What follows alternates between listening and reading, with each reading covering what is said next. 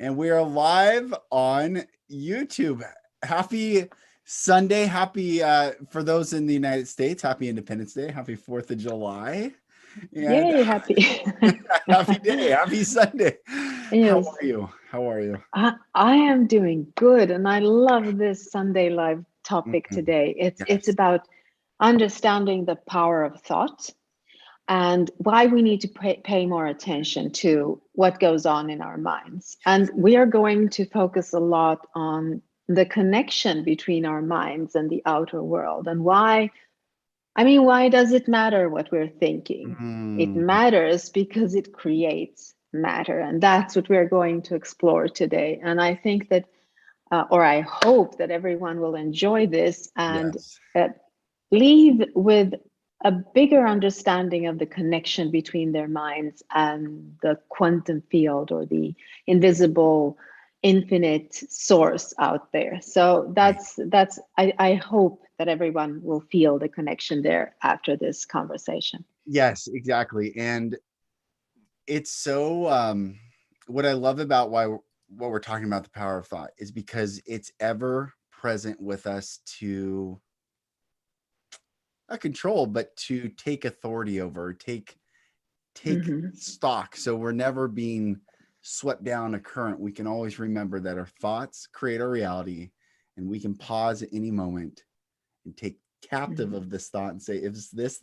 I always like when you do these videos or when we do stuff together. You look at your thought, and I'm like, "Oh, I love that illustration." Like, Yes. look at it. I look at it, and I think that's such a beautiful model because when we look at it, like, do I want this? Yes or no? If it's no, release it. When you're able to imagine or visualize that you're looking at your thought, you immediately understand that you are not the thought. Mm, You're the one looking at it. You're the one exploring it. You're the one paying attention to it. Because I've asked myself this question so many times. What are thoughts? What? How would you describe a thought? And the closest that I can come is that it is potential energy form. mm. So Yes. it's there, it's lingering in the infinite field. And unless I pay attention to it, it will stay there. But as soon as I pay attention to it, I give it form or I give it permission to take form in my reality. Mm, yeah. So when I say, we look at our thoughts, Yes. it is to understand that I am not the thought. I am just looking at it. I had a Mm, I had so many problems with understanding this concept while meditating. You know how they say, allow the thoughts to go like clouds. And I go, I can't. They're they're asking me to think about them. They're asking me to pick them out of the quantum field and look at them because there's so much energy in them. Until I understood that it is potential, they're not real until I focus on them. They're not real until I allow them into my reality. It's not about controlling, it's about understanding the nature of thought. And when you do that, you don't need to control anything. You have a deeper understanding what is thought and what is this quantum field or the reality outside of me. yes. And yeah, understanding the connection between the two and knowing that a thought is just a potential energy form and Yes. it takes form as soon as you start thinking of it. That is, I think, the most important thing to start with, and then explore the rest in a way. That's right. That's right. Well, every time we talk about thoughts, I always pull this radio out. Yes. And this radio is like our body. It is Hmm. indifferent but capable of picking up any channel it's Hmm. dialed into. And so I was in preparation of today thinking of thoughts as different densities of liquid. So if we poured Hmm. olive oil and water into a glass and we let it sit for 24 hours, eventually it would perfectly collect where the water is and where the oil is.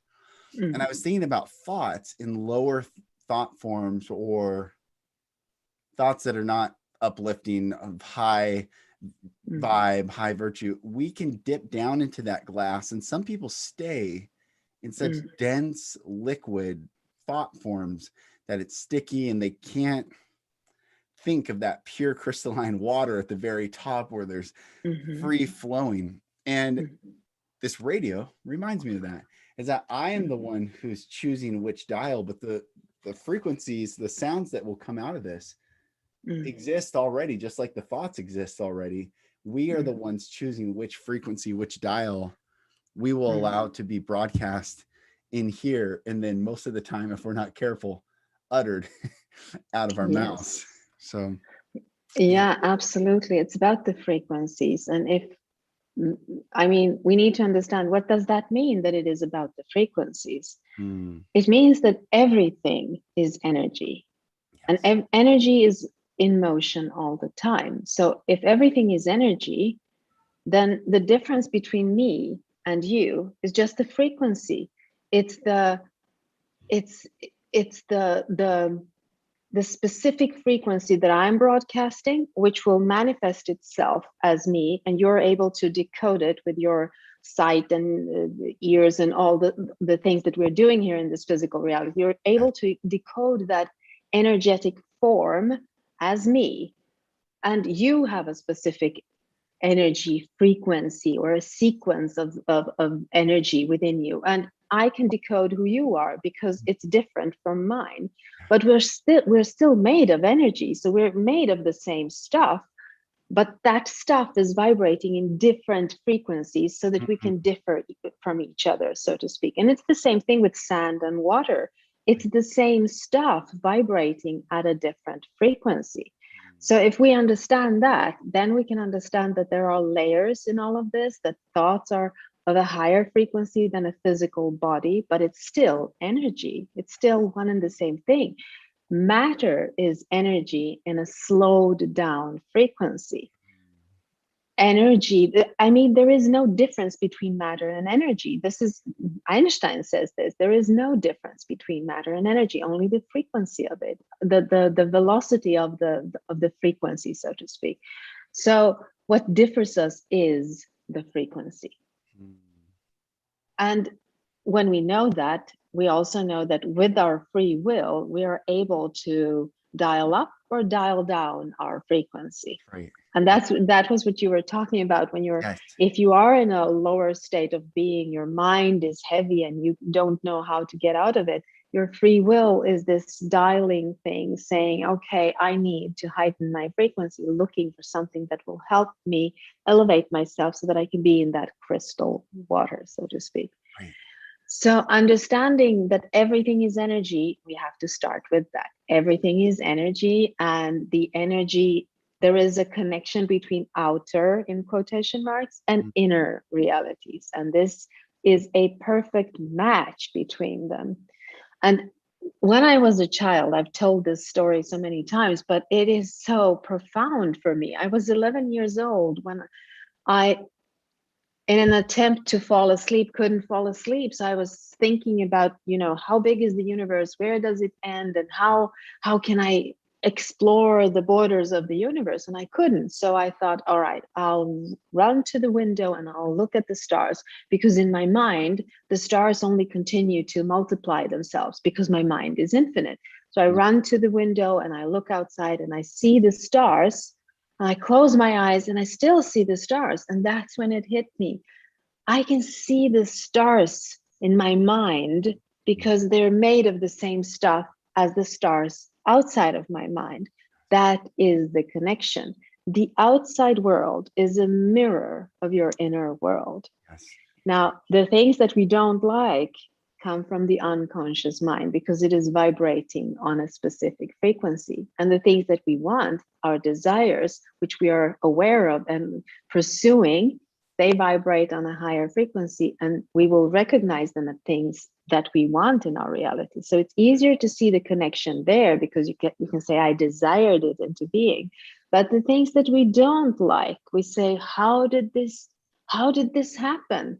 Well, it is a frequency that is dominating in your subconscious mind, and the quantum field, this formless intelligence out there, will give you back the same frequency because it's the same one and the same thing. The connection is there between your mind and your outer reality. And this is why it is so important to pay attention to what we allow into this empty Yes. space in our Yes. mind, this room in our mind. What are we inviting in? What are we allowing? What are we unconsciously allowing to dwell there? So Yes. it's really important to understand that.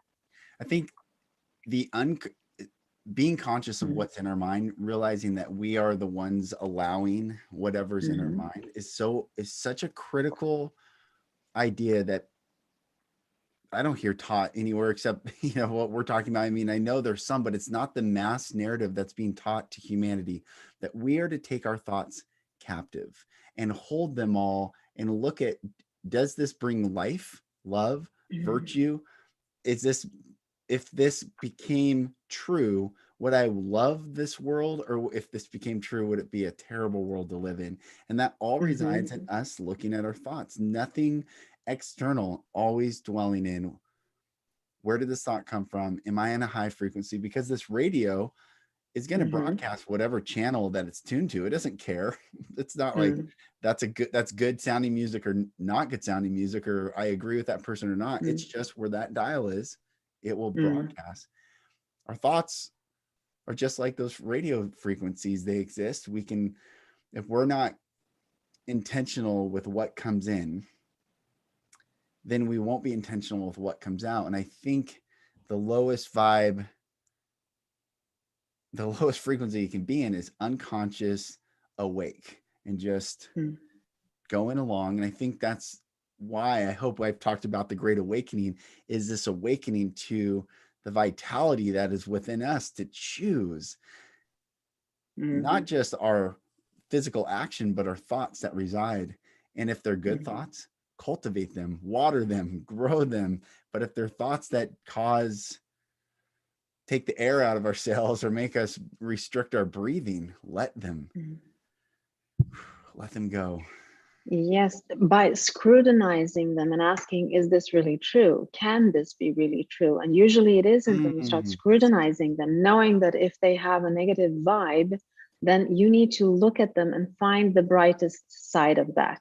Yeah. It's not about, crazy positivity where you hide and don't want to see the truth in the looking at it and saying, okay, so where's the benefit? Because the most important question is to ask ourselves, do we live in a benevolent universe, or Mhm. is there evil here that is prevailing? And it can never be so, because all that is contains all that is. It is unconditionally accepting, which means that that is true love.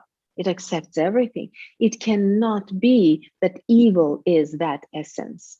The Mm. essence, or this formless intelligence, has to be something that will allow everything, which means that that is the unconditional love for everything, acceptance and love for everything.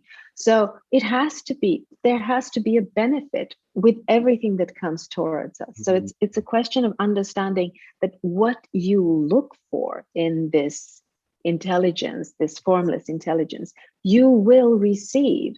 It Mm. will not ask you, are you sure? Do you want this? Right. Because that is your responsibility to look and say, do I want this? Mm. Sometimes when I ask a question, when I fall asleep to my consciousness, and I'm asleep and my ego is going around judging people, and I ask myself a question, how do these people think? And I go, do I really want to know that? No, I actually don't want to know that. So I just shut that down. That's not a Mm. question that I want to pose. This is my ego doing it, and I don't want it. So I pull back and I say, no, I don't want that. Because I know as a child, everything I asked for, since my parents couldn't, answer the questions to me, I had this system where I just put the question out there, and I knew that within a day or two, I would get the answer. Mm. Miraculously, maybe I read it in a book, or someone will say it on the television, or someone will be talking and I pass by and I can hear it. It's like synchronicity will always bring me the answer to every single question. Mm. Now, do you really want to ask all the questions that you're asking? For me, it is to restrict myself from saying, how are these people thinking? What evil is doing this? Do I really want to know that? I don't. I actually do not want to look at it at all. So Mm. I just pull back and I say, no, I don't want the answer to this question. Because if I can ask a question, then I already know the answer because I can formulate a question, right? Yeah. So I do not need to have an answer to that. Yeah. I can ask myself, what is the solution to this problem? How can I go around this? What is the brightest side of this? Those are the questions that I should be asking, not the other ones, because the universe will say, question, we need to bring an answer here, and it puts it in front of you, and you don't want to look at that answer maybe. So becoming more aware of where does the thought come from? Is it curiosity? Is it love? Is it joyful? If it's not, then don't go there. Don't. There is no reason, because you will have a perfect match of your frequency mirrored back to you as a reality. Always. There is no flaws in the system. It is perfect. You know how people say, oh, I'm in an attracting mode, or yeah. I want to attract. You're attracting things all the time, or actually you're allowing them through you into this reality. And there is no off button. Even when you're sleeping, you're doing this. So becoming aware of the frequency that you're in. You know, you can say one thing and then think another thing and believe a third thing, Yeah. and the universe will mix those things and it will give you something you don't understand why you have it, because your thoughts, emotions, and beliefs are not congruent. Okay, so here's the I'm so glad you brought this up. Yeah. There's a verse in the Bible that says, as a man thinketh in his heart, Yes. so is he. And there's been Yes. many teachers that have said, as a man thinketh, so is he. But the original text is, as a man thinketh in his heart. And someone thinks in our heart. And I've always thought, and then there's some science around the heart actually will activate before the mind gets a thought, and maybe the heart has its own brain. But what you're saying is such a beautiful thing, is congruency. Yes. If you say one thing, think another, and believe another, the universe is going to give an amalgamation perhaps, or some sort of non-clear answer, which leaves people in confusion maybe. Yes, it will be unclear to you because you're not aligned. It's Right. not unclear on the side of the universe or this formless intelligence out there. It is perfectly clear because it is very subtle. It will tap into the exact frequency of who you are, including subconscious and conscious things that you're doing. So your belief might be subconscious. Your thought might be very conscious, and then the feeling might be something that you're not really in tune with. You don't get it. So you see how it can create mayhem in your life and you don't know why it's like that. So asking yourself, why do I believe these things? Is this in alignment with what I want to explore in the future or in the now moment? So intention is really important, because that's why I say intention bends the fabric of the universe. Well, the fabric of the universe is this formless intelligence. If maybe we need to clarify this formless intelligence is actually the quantum field of possibilities or probabilities. And if you look at a particle, it is 99.9999999% energy and 0.000000001 matter. Or we could say information about where this thing is positioned in the quantum field. So it's practically nothing. And unless you think of it, unless there is an observer, it stays in a wave form. As soon as there is an observer, it turns into a particle, or it becomes a particle. Yeah. When there is no observer, it continues to be the waveform. So it's all going in and out, disappearing and appearing all the time. That is how unstable this reality is. It is perfectly stable from the quantum field perspective because it knows exactly what it is doing. It is infinite intelligence doing this. From our perspective, it might seem like, oh my God, this is unstable. If I'm not looking at it, it's not there. Exactly. Because the physical reality we see is dependent on an observer. It cannot exist unless you look at it. So that's the connection between your mind. You will be seeing what your mind asks for in the quantum wave, so to speak. So you, when you look at it, it becomes a particle and it becomes reality. So when I'm looking at you, you become a reality in my reality. Yes. Yes. And that's how we co-create this reality. So you and I are co-creating this because you can see me and I can see you. Right. And we're co-creating it. So we become particles in each other's reality when we are focused on each other. So it's about this formless intelligence reacting to your attention, conscious or unconscious attention, because it's really important to remember this, that it's not just about what you're thinking about. It's the unconscious stuff, the beliefs and the emotions that are actually the fuel in this. Which is why if I think of you, you're real again in thought form. It's the same thing as if I'm seeing you. If we think like we could hang up today and then I think what a great time that was, but I bring you forth back in my thoughts, you're as real in my thoughts as you are. I mean, technically, even in this digital form that we've never been in person, right? Even though you respond to me, I can also probably create that you're responding to me in my thoughts, which is what this quantum reality is. Yes. It's also how I have come to understand what oneness is. Everything you see sees you. Everything you hear talks to you. Everything you touch touches you back.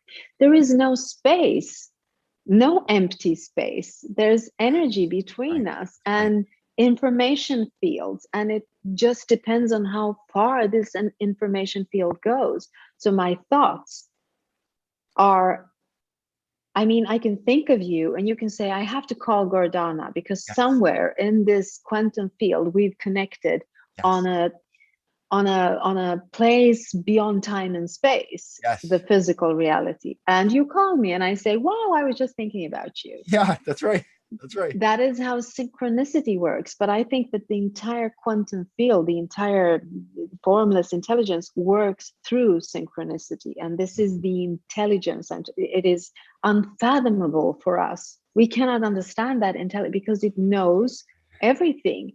This is why I say the universe doesn't just hear what you say, it knows what you think, feel, and believe all the time. And I'm whispering like Biden here, but all the time. That's right. I didn't want to do that. It was creepy.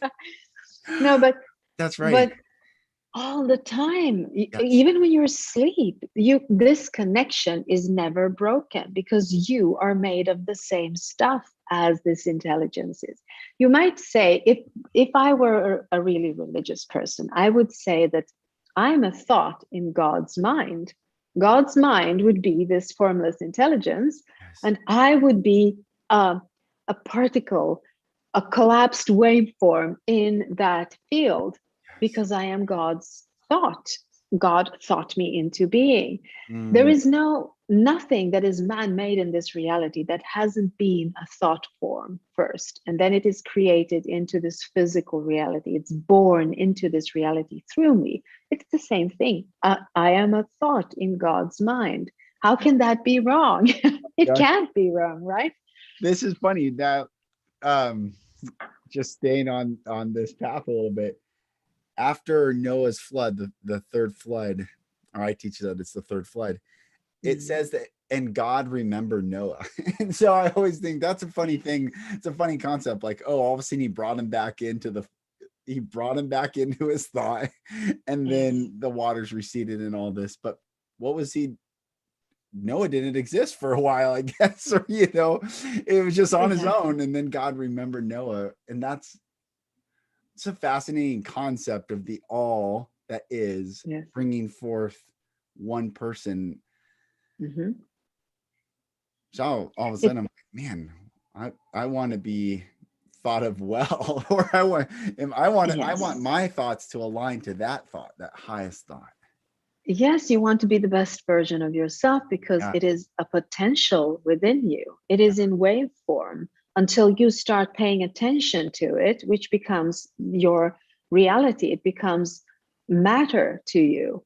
It matters to you. So if you do not see the potential in you, then who is going to see it? It comes through you. You can be inspired by someone who would say, Lucas, you're a phenomenal human being. I see this and that and this in you. They collapse this waveform within you because they give you an image, and you can tap into that image, and then you can start broadcasting that image to the infinite field of possibilities. And it goes, here you go. You can see it. Wow, we're on a roll. Give me more of that. Yeah. That is what confidence is. But it's based on belief, and it's based on being able to find it within you. If there is a belief that you cannot find it because it's not there, because someone told you it isn't there when you were a child, then you're not tapped into that, or you're always tapped into your full potential. But there is an obstacle in the way. And the obstacle is an illusion put there by someone else. The potential is always there. The full potential is always there. Always. It's So good. So good. so it can't be any other way, any other way, because the quantum field, or this formless intelligence, or all that is, I like to call it all that there is, all that is, because it contains everything. Yes. So when I do workshop, I describe it as all that is compact darkness. And it's not a dangerous darkness. It is just darkness because it's so full of everything. Everything that is, will be, and has been is packed into this darkness. And you are the light. In your forehead, you have a light. And wherever you pay attention to, where you put this light, in this darkness, you will be able to see things. You will be able to see relationships, things. Your reality becomes that place in the darkness. That is how important your thoughts are, because your thoughts are this light seeking out the potential out there.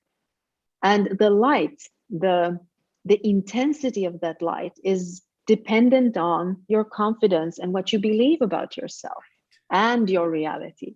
Right. So wherever you focus that light, it will give you exactly what is under that light. It matches your frequency. Or sometimes I describe mind as water, and this water is connected to the universal mind, this infinite field of possibilities. So if you're moving in the water, let's say that your mind is all over the place, then everything out there will be like a storm, because it is connected. It has to, every action will be a reaction on the outside. But if you calm yourself, everything calms down, and you can see your own image in that calm surface of it. So it behaves like water. It's the connection between you and that quantum field out there is unbreakable. It is always there. Right. And the power of it, it is in what you allow into your mind, into your beliefs, into your emotions, where you dwell, consciously or unconsciously. It becomes really fun when we have this perspective, because everything becomes exploration, and we become the captain of our own ship. And plant medicine, I've talked on our lives quite a bit about plant medicine that I've done in different ceremonies that I've sat in. But one of the ceremonies I sat in one time, I've mentioned this on a live, I had this thought, oh, I forgot. And it just came to me like someone was talking to me, but I could only hear my response to it, that, oh, I forgot.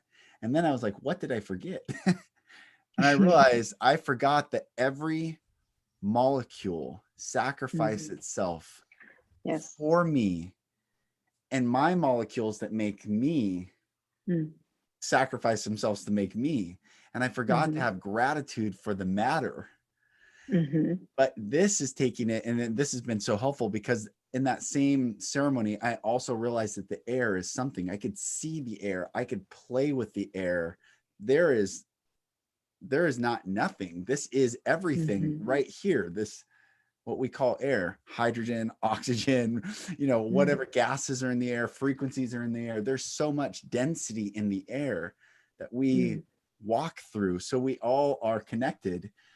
And seeing that reality really has changed everything for me, because I've been so conscious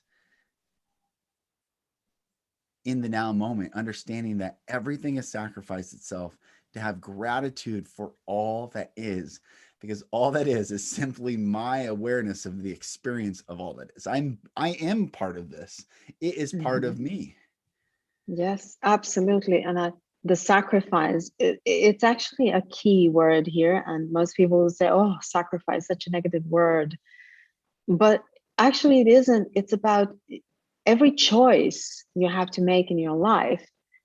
Why change is so painful for us is because we need to make choices. And when you make choices, you have to sacrifice everything else for the choice that you make. So everything else is a sacrifice. But if you are aware of why you're making that choice, is it a choice which you are making because you know that it will become beneficial for you, then the sacrifice doesn't feel so heavy. Right. But if you're making a choice which is actually not your choice, it is made from ego, or someone else told you, or it's not aligned with your highest self, it will feel like a really horrible sacrifice, and it will feel like it is draining you of life. So you might say that in order to be me in this physical reality, since I start out as all that is, because that is what I am part of, and then all that is, or God, has this idea of wanting to explore reality through me, then I have to sacrifice all that is. All that is. I have to sacrifice the knowledge of all that is, the knowledge of where I come from, the knowledge of my true potential, in order to focus myself into this body and then explore the smaller version of that and find back to all that is. All that I have sacrificed, I have to find back to it. That's the path of my life. But it's supposed to be fun, because we are doing this not because we are forced to, but because we know that we will explore so much contrast in this world that it is worth it. We want to do it. The sacrifice is only made here. There is no sacrifice anywhere else. It's only made here. And the choice between this or that, the polarity in this reality, it's connected to that sacrifice. And just finding easier choices, being more aligned with who we are, we won't experience so much pain from the sacrifice if we're aligned with who we are and understand that I have to make a choice. That doesn't mean that I don't care about anything else, but I need to make this choice. Not being afraid of making a choice, using our free will, guiding ourselves through this landscape that we've created here with our mind. This is so cool. Okay, two things. I love this. So there's an old preacher who died in 1994, old British preacher, Leonard Ravenhill, who said, the altar that receives no sacrifice receives no fire. And so if we look at ourselves as the altar, and if we don't sacrifice, we don't have any fire, that light, that aish, they say in Hebrew, the aish, that cultivated power, the chi, whatever, form, that pep in our step, or the fire you're talking about is the passion here in life, the curiosity, the courage, the things that make us take another step in our lives, where we do not stagnate, where we do not stagnate into our comfort zone. This is why everybody says all the growth is outside of your comfort zone, because you need to sacrifice your comfort zone.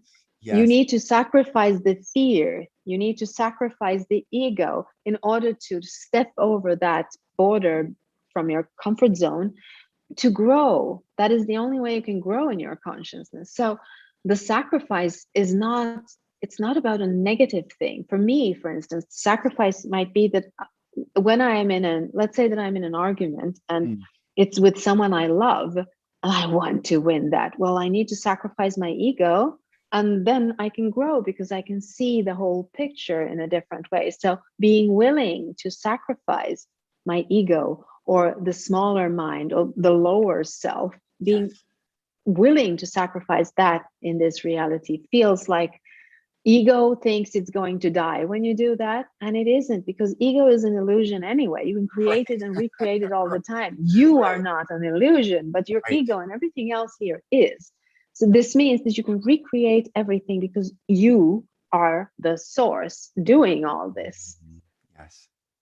So it is so beautiful to understand it on an intellectual level. And then when I'm in emotions, I forget all this. And I think we all Exactly. do. Totally. That energy in motion is flying everywhere. Like, Oh, yeah, everywhere. And I yeah. have to gather it and look at it and say, why did I do this? Because I was not in tune with the alignment of who I truly am, even though I understand it. So Hmm. another thing which is beautiful when we understand how we are creating this reality, the quantum field or this intelligence out there will not punish us when we make a mistake, Hmm. because it knows that it can recreate everything all the time. So Yes. it says, are you sure that you want this? And you go, no, I'm so sorry that I did that. And then you forgive yourself and you forgive everyone else that was included in this, and it disappears in the quantum field. Mhm. It goes back to where it was, and it's no longer yours, because the forgiveness, it's like a magic spell. It just releases everything. Yes. So actually thoughts are like magic spells, and you need to focus on the magic that you want to create in this Yes. reality, Yes. and it starts here always. Um, you've said this before, I think on one of our lives. Um, what's the character in X-Men or X-Men? Um, was it Cycle? I don't know. The guy who wears glasses to control his eyes is fire, but when he keeps his Oh glasses yes, I know. on, Yeah. it shoots everywhere. But when he puts those glasses on, it focuses and he can direct that Yes. energy. I think we've talked about this at some point, and Yeah. I don't remember the character's name, but that's how I see our thoughts. The energy can take us everywhere. I mean, but when we are captive of our thoughts, we are choosing where to direct all the energy Mm, that we want to flow. And that's mm, why emotions can sometimes overwhelm us, because it's a lot of energy coming in. And mm, sometimes it takes some time to, that's why it's so important to have a practice of meditation, mindfulness, mhm, breathing, something that can bring us back to, mm. okay, I feel all the emotion. Now let me check my thoughts and let me move through this. Mm. Um, yeah. Yes, it is important to be aware of what goes on in your mind, because I usually see my mind as a vision board, as an internal vision board. And if I would think about it all the time, I would never, ever put something that is horrible in there. Because why would I put something horrible, the picture of my horrible boss in my head all the time? But that is what we do when we worry, when we fall prey to drama. When you do that, you allow someone else to put images in your mind, in your creative mind, which is connected to the specific frequency that you're broadcasting into the quantum field. And if you're not aware of what images you have there, then you will not be aware of what kind of reality you are creating. The more things that you don't want in your reality you explore or experience, the more that is a sign of you not being aligned with who you truly are. And the more you're allowing things that are not your true frequency to be broadcasted, because you can't identify yourself in them. As soon as you know who you are and that you have a choice, you can start choosing. Mm. Choosing, do you want to answer with ego? Do you want to explore fear? Is it true for you? Becoming much, much more attentive, becoming aware of what it is that you're allowing in, because you are neutral actually. And the things out there are neutral. It is what we believe and the emotions we put into this that color it all, that gives it the form that it takes. Yes. So just because, and your thoughts and your emotions and your beliefs are actually tools to craft this reality with. Mm. On an everyday basis, it's like you say, it's about becoming more mindful and focused on the brightest side of whatever comes towards you. That doesn't mean that you become someone's emotional doormat, or that you become gullible, that people can trick you into stuff.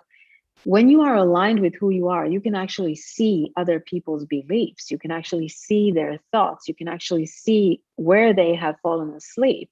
Yeah.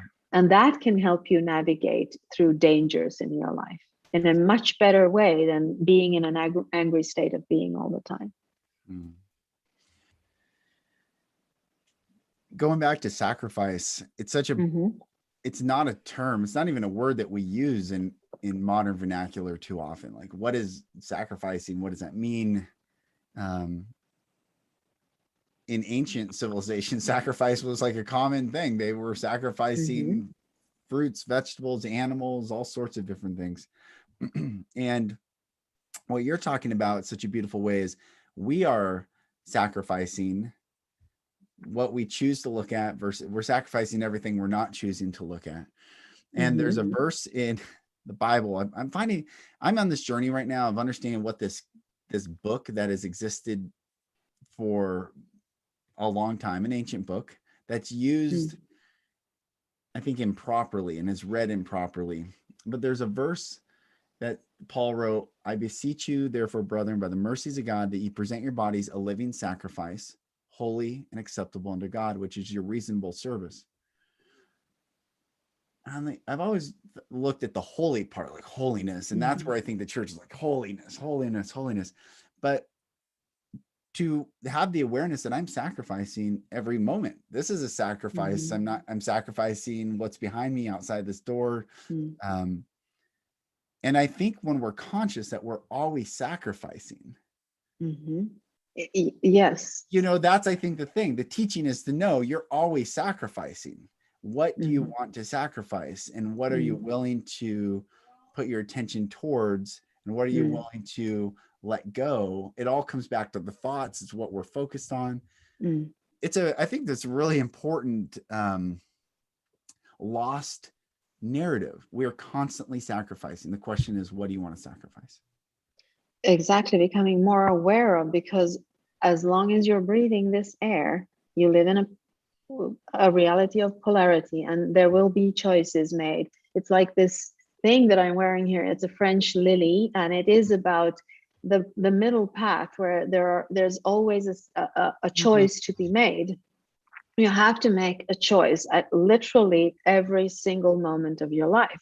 Mm. I think that what you're sacrificing is all the things that you are not choosing. You're actually allowing them to go back to their holy state, which is all Yeah. that is. Yeah. So it's about allowing it to go into the holy space where it came from, because you're choosing something in this reality that you want to explore. So the sacrifice doesn't have to be a negative thing. It's about where your attention is and holding it there, because you have put yourself there. It's an aware choice that you're making. I Yes. think that the painful sacrifices are made with the choices that are unconscious or Mhm. subconscious, or I don't even know what to say.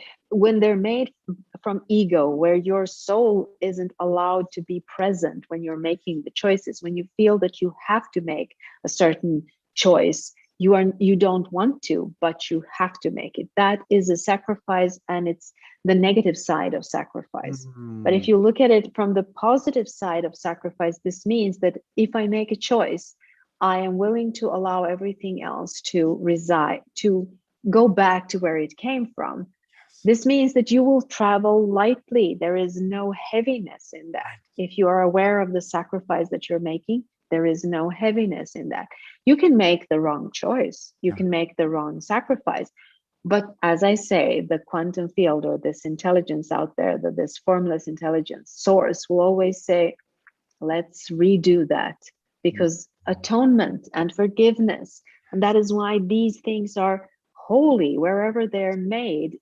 It is holy ground where they're made, Yes. because you're sacrificing your ego and the urge to be right, the urge to win, you sacrifice that and you stand in alignment with who you truly are. Mm. Because we don't have to win, we don't have to be right all the time. We're here Right. to explore Yes. the actually the opposite of that, because that's the contrast to it.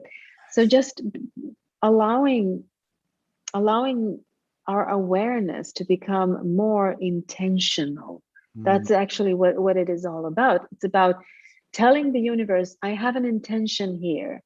As soon as you do that, the universe loves that. It Mm. goes, oh, there's an intention. Let's bring it there. Yeah. And especially when it is a conscious intention, because we are actually sending out intentions all the time. They're just not conscious. Mm. This is where this notion of be careful what you wish for, you might get it all, comes from. This is deep knowledge of the mechanism in this reality, how our mind is connected to the things giving us presence in this reality, the quantum field. Right. Be careful how you state your wish, because it might just be what you get. Hmm. Intention is all. Which is why sovereignty is Mm, so. yes. If I could bless everyone on this planet, it is to wake everyone up to their own sovereignty. That like, Mm, because what you said is so important. When we lack sovereignty, we are mm, constantly in obligation to another. So we are on the negative side of sacrifice, and the mhm. ego mind will say, I'll gladly take your sacrifice. So the sociopaths and the negative forms, or those that are exploring the darker side of this reality, will say to those on the negative side of sacrifice, yeah, sure, keep trying Keep to please going. me. Mm, Keep doing it. Keep trying to please me. I'll let you mm, know when I'm pleased. Oh, they'll let me know when I'm pleased. And you're constantly in this like trying to mm. please everyone. And when we come in to that sovereignty space, we can look everyone as equal and say, yes, no, no, not now, Maybe presently, later. maybe Yes. later. Mm, This is the power that yeah. we are here to, I think, fully step into. Mm. It's about understanding how this frequency or how this mechanism actually works. As we said, it taps into what you believe about reality, your emotions, and your thoughts about reality. Mm. It taps into the frequency of that. So let's say that you believe that someone has power over you and you have to do what they tell you to do, otherwise something will happen to you. Well, you are sending out a frequency of dependence and fear, and the universe has to give you back a reality which will mirror dependence and fear. Mm. It will also mirror back a reality which you cannot identify yourself in, because you were not born here to feel dependency and fear. You're born to release yourself from dependency and fear. So if you are allowing that to become your truth, in quotation marks, then you will be creating a reality that is not based on your true frequency, but on the oppressor's true frequency, the ones that are trying to control you. That Yes. is who the reality you will be broadcasting into it, Yes. and you will be seeing it. And let's say that there's hundreds of thousands of people doing exactly the same thing. That is how a solid reality is created, where everybody feels dependent Mm. and fearful. So you have to step out of it and say, what is it that I want to explore in this reality? What is my true frequency? And then find the other ones that has the same frequency Yes. and Yes. start creating a different version of reality, which is more congruent with who you are. I mean, I don't know anybody anywhere. If you would ask anyone on the street here and say, do you love war? Everybody would say, no, goodness, why would I? This is horrible. 99.9% of the entire population on earth would say, we don't want war. And yet here we are. There's war Constantly. almost yes, constantly, and not everywhere, but there is war. So Mm. this means that there is a belief system that is creating this, which is absolutely not congruent with what anyone thinks. Mm. But if we think that it is going on and it has to happen because they are in power and we're not, that's a belief system. That is a belief Mm. manifesting itself into this reality. Yes. Because the quantum field is not mean, it's just doing what you're asking it to do. So becoming more aware of, okay, so what do I want? When you start asking questions, what do I want? That is how you come into this sovereignty of who you truly are, becoming the sovereign being. When you start asking the question, what do I want and why do I want it? And if you say, I want security, well, then I say, go to prison, because that is where security is. That's right. That's right. You want to be free. Mm. We mix things up in our head when it comes to these things. I want to be free. I want to be able to explore things. I want everyone to be free and be able to explore whatever they want to explore in this reality. That is a human birthright, by the way. Yes. So becoming more aware of that there is a space in your head and your heart, in your body actually, which will be like a broadcasting signal to the space out there, meaning this intelligence, formless intelligence. And when they meet, a physical reality appears. And that's where we live, in this physical reality, which we are co-creating. We might even say that we're dreaming it into existence because it happens in our minds. Yes. Yes. But it isn't so much dreaming. We're actually fearing, dreading, daydreaming, loving it into existence. So it's both the negative and the positive things that we're putting into this mirror here. Right. I think for everyone listening, and by the way, thank you there's so many beautiful people watching this morning and or today or whatever time, morning for me, evening for you, Yes. It's to really take time, and before you think, I would, as a takeaway, before you think about what you think about the world, write down what your thoughts are about yourself. Because as we think of ourselves really creates, like you said, if I, how did you say it earlier in the live? It was basically summarizing, like if we have low thoughts of ourselves, if we constantly say, I'm an idiot, or I'm this, or I'm constantly, well, then everything aligns, snaps to that world that will reaffirm those thoughts that we're saying. So I would encourage everyone to write down, what are the thoughts that you say of yourself when something doesn't go the way you planned? What are the first things you say? Do you say, what can I learn, or what can I release, or I'm this or that, and change that and take the intention to speak life back into ourselves so that we can at least get to that grounded place to be aware of what are these thoughts. It's a great joy to explore thoughts, but those who are constantly in that self beat up mindset, it's very difficult to even get to that place. Exactly. And this is such an important thing to do, because to understand that you're not your beliefs. Right. You're not your thoughts and you're not your emotions. You're actually the stillness, the full, total, utter potential.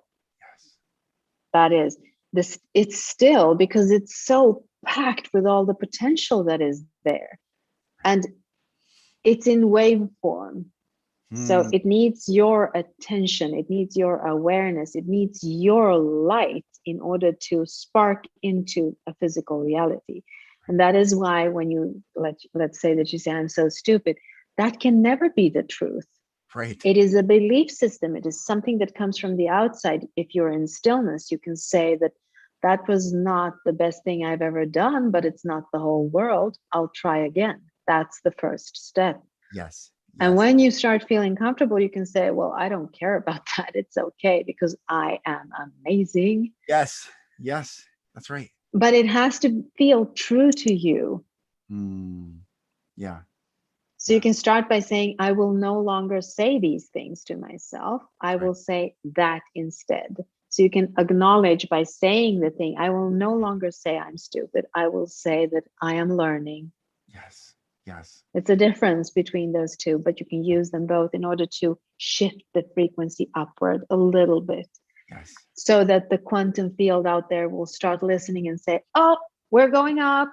And then it starts going up instead. Yes. That's right. It's like a machinery. It will not fail you. It is bulletproof. Yes. It's a question of redefining and becoming aware of the things that are happening within us. This is why when you change, everything else changes. Yes. I mean, have you noticed when you change your perspective of something in the reality, then everything changes. Yes. Suddenly you see it in a different perspective, and the physical reality changes. Yes. Because you changed your perspective. You start looking at it from a different vantage point. Right. Right. So becoming more aware of who we are, the stillness from within, and see it as the potential, not just the stillness. Because what can you do with the stillness? I mean, the world out there is moving all the time. But if you can acknowledge that stillness as your full potential, being so full that it cannot move, it's still. And it is for you to look at what in this potential do you want to bring forth. Yes. Yes. That's where it is. It's like that is what alignment is. Yes. And for me, anyway. Yeah. It becomes fun, which this reality should be. If there is a should, it is that this reality should be fun to explore. And that's from you and I both saying we've gone through massive pain and massive darkness. And we understanding all that to say, wow, on the other side of that contrast, wow. Yes, I think it becomes fun to explore when you know that there are tools you can use in order to ease your own pain. And the tools are actually for forgiving yourself and forgiving everyone else. Atonement, soothing yourself. Soothing is such a good tool in this world. I discovered it late in my life. When I was a child, I didn't know how to do it, or I did it without understanding that I'm soothing myself. But as a grown-up now, intellectually, I understand that when I am in some kind of pain, this is a signal that I need to soothe myself. That is what it is. Soothe yourself, forgive everyone that you can forgive. Try to release the rest, but stay in that soothing calmness, stillness, potential within you. And then start changing the wheels by intentionally looking for the things that you actually do want to explore in this reality. This hour has gone so fast. Really good. It's really good. Oh my gosh. Yes. Thank you. Thank you. Thank you. Thank you for being here, for mirroring my best self here back at me. I love it. And color coordinated as usual. As usual, of course, as usual. So yes. Thank you. And everyone, we will be, Gordana and I are releasing a course that's coming out very soon. We'll be giving more information. So make sure if you're following us, you stay tuned for that, because the course that we are releasing, Key Memories, Undoing Your Past and Rewriting Your Future, is amazing. It is it's so powerful. I just got chills. Like it is. Yes. Oh my gosh, it's so good. So thank you, everyone. Thank you, my sweet friend. Thank you. Thank you. Thank you, Lucas. Thank you, everyone.